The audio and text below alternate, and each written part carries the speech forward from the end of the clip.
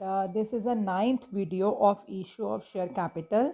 In this video, we will learn the journal entries that we pass for the issue of shares at premium. So premium क्या है? Premium मतलब like share का issue price, share का nominal value है 10 rupees, तो हम जब भी शेयर इशू करते हैं मोर देन 10 रुपीज़ तो वो होगा issue of shares at premium, ठीक है। And that will be a premium security premium reserve. ये जो एक्स्ट्रा मनी होगी वो जाएगी हमारी सिक्योरिटी प्रीमियम रिजर्व में। Requirements of the companies act 2013। Companies act 2013 के section 52(1) section 52 sub section 1, companies act 2013 के सेक्शन 52 सब सेक्शन 1 में बोला गया है, requires that amount of premium received on securities is to be credited to security premium reserve account। तो जो पैसा हमें प्रीमियम का मिलता है उसे हमें किस अकाउंट में ट्रांसफ़र करना है? सिक्योरिटी प्रीमियम रिजर्व अकाउंट में ट्रांसफ़र करना है, ठीक है। एंड ये जो सिक्योरिटी प्रीमियम रिजर्व अमाउंट हमें मिलेगा इसे हम शेयर बैलेंस शीट में share holders fund, major heading share holders funds and sub headings reserves and surplus में लिखेंगे, क्योंकि सिक्योरिटी प्रीमियम रिजर्व है इसे हम रिजर्व्स एंड सरप्लस में लिखेंगे। और रिजर्व्स एंड सरप्लस कहाँ आता है? शेयर होल्डर्स फंड्स में, ठीक है बेटा। बेटा ये जो मुझे प्रीमियम का जो पैसा मिला है इसे यूज़ करने, इसे कंपनी कहीं भी यूज़ नहीं कर सकती। मैंने इसकी एक्सप्लेनेशन ऑलरेडी आपको वीडियो नंबर 4 या 5 में दी हुई है, तो मैं एक बार दोबारा आपको जस्ट एक बार गो थ्रू कर देती हूँ। ये जो आपको प्रीमियम का पैसा मिलता है इसे आप किस किस पर्पज़ के लिए यूज़ कर सकते हो? ये कंपनीज एक्ट 2013 के सेक्शन 52 सब सेक्शन 2 में दिया हुआ है कि ये जो सिक्योरिटी प्रीमियम रिजर्व का पैसा है इसको कुछ स्पेशल पर्पज़ के लिए ही यूज़ किया जाना चाहिए। यस बेटा, पहला यूज़ है fully paid up bonus share issue करने के लिए। इस सिक्योरिटी प्रीमियम रिजर्व को हम यूज़ कर सकते हैं fully paid up bonus shares issue करने के लिए, मेंबर्स को fully paid up bonus shares issue करने के लिए, या फिर हाँ जी बेटा सेकेंड यूज़ है प्रिलिमिनरी एक्सपेंसेस वो एक्सपेंसेस होते हैं जो कंपनी के स्टार्ट होने से पहले के खर्चे हैं। उन एक्सपेंसेस को राइट ऑफ करने के लिए सिक्योरिटी प्रीमियम रिजर्व अमाउंट को यूज़ किया जा सकता है। थर्ड यूज़ है राइटिंग ऑफ द एक्सपेंस और कमीशन पेड और discount allowed on any issue of securities और डिबेंचर्स ऑफ द कंपनी। इसका क्या मतलब है? अगर कंपनी किसी भी तरीके की सिक्योरिटीज़ इशू कर रही है या डिबेंचर्स इशू कर रही है, डिबेंचर्स क्या होता है? एक तरीके का लोन होता है जो कंपनी पब्लिक से लेती है, ठीक है।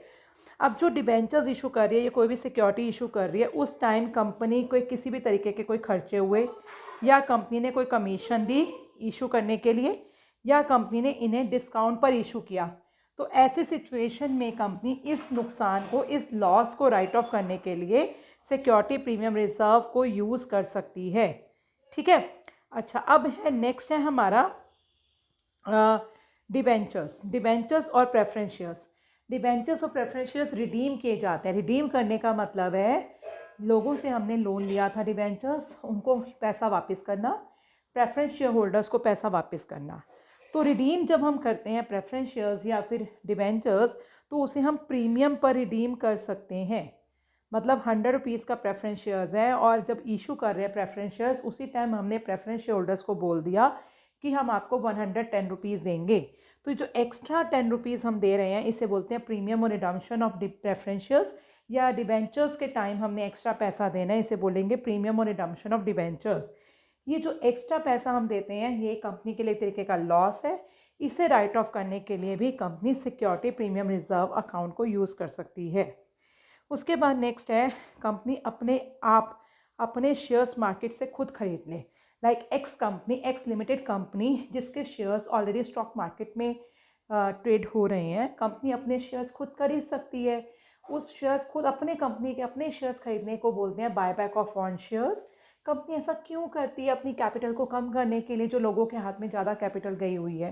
तो जैसे से आप अपनी आगे ग्रेजुएशन क्लासेस पढ़ोगे आपको पता लगेगा कि कंपनी अपनी कैपिटल को कैसे मैनेज करती है। तो कंपनी यहाँ पर अगर अपनी कैपिटल को कम करना चाहती है, अपने इक्विटी शेयर्स खरीदना चाहती है स्टॉक एक्सचेंज से, इसे बोलेंगे बायबैक ऑफ इक्विटी शेयर्स। तो इसके लिए company security premium reserve account को यूज़ कर सकती है। ये बहुत इंपॉर्टेंट क्वेश्चन है, ये 100% एक नंबर का एक MCQ श्योर पेपर में आएगा ही आएगा।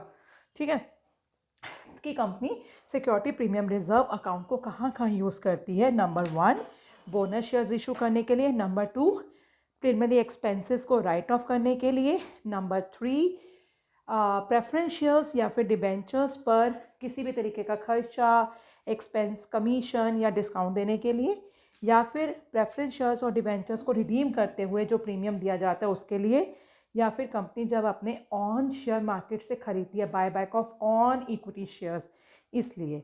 तो ये section 52 of sub section 2 of companies act 2013 में दिया हुआ है कि कंपनी सिक्योरिटी प्रीमियम रिजर्व का पैसा कहाँ कहाँ यूज़ करती है। ठीक है बेटा, ये जो प्रीमियम का पैसा है कंपनी किसी भी टाइम मंगवा सकती है, एप्लीकेशन के टाइम, अलॉटमेंट के टाइम, कॉल्स के टाइम, ये कंपनी की अपनी मर्जी है।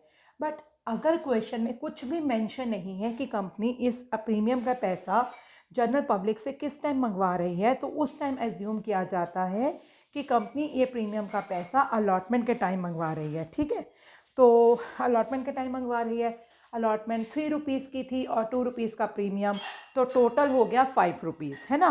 तो उस टाइम पर जनरल एंट्री की जाएगी शेयर अलॉटमेंट अकाउंट डेबिट। समझ लीजिए टोटल हमारे 10,000 शेयर्स है, 5 रुपये की अलॉटमेंट है जिसके अंदर 3 रुपीज़ की कैपिटल है और 2 रुपीज़ का प्रीमियम है।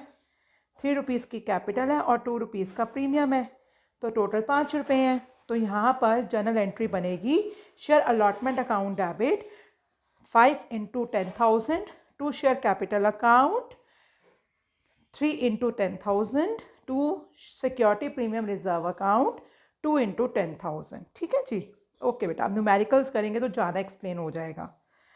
इलस्ट्रेशन मतलब प्रीमियम कभी भी हो सकता है, अगर क्वेश्चन में कहीं कुछ मेंशन नहीं है तो ये अलॉटमेंट के टाइम होता है।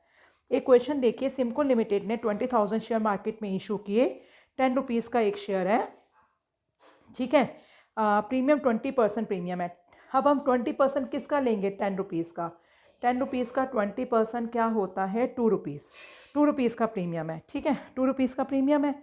और ये प्रीमियम किस टाइम हो रहा है, एप्लीकेशन के टाइम पर, payable along with the application, मतलब सारा पैसा एक साथ ही मंगवा रहे हैं। All the shares were applied, सारे शेयर्स अप्लाइड हो गए। 20,000 एप्लीकेशंस मंगवाई, 20,000 एप्लीकेशंस मिल गई, फुली सब्सक्राइब वाली सिचुएशन है, और 20,000 ही शेयर्स अलॉट कर दिए। जनरल एंट्रीज करनी है। देखिए सारा पैसा एक साथ मिल रहा है, लमसम 20,000 है, 20,000 इंटू 12, 10 रुपीज़ का शेयर था, 2 रुपीज़ प्रीमियम, टोटल मुझे 12 रुपीज़ मिलेंगे पर एप्लीकेशन पर। 20,000 इंटू 12 हो गया 2,40,000। तो पहली जनरल एंट्री होगी bank account debit to share application and allotment account 2,40,000, and second general entry होगी share application allotment account debit 2,40,000 to share capital account to security premium reserve account.